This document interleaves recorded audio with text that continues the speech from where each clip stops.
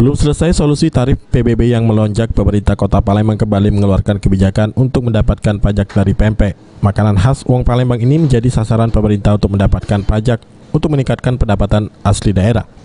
Kebijakan PPN pempek ini diterapkan oleh Badan Pengelola Pajak Daerah Kota Palembang. Pajak dari sektor makanan pempek ini dinilai cukup besar, jadi bisa meningkatkan PAD Kota Palembang. BPBD akan mengawasi pempek yang dijual oleh pengusaha pempek, baik yang dimakan di tempat maupun paket pempek yang dibungkus dan pengiriman keluar kota. Kiki, salah satu pengelola warung pempek di kawasan 26 Ilir Palembang, mengeluhkan kebijakan pemerintah ini. Apalagi jika benar pajaknya sebesar 10%, otomatis sebagai pedagang ia sangat keberatan. Sebagai pedagang, ia juga harus memikirkan para pelanggan, karena saat pajak pempek berlaku hingga 10%, bisa dipastikan harga pempek yang dijual menjadi lebih mahal. Mereka berharap sebagai pedagang, pemerintah Kota Palembang lebih bijak dalam mengambil kebijakan.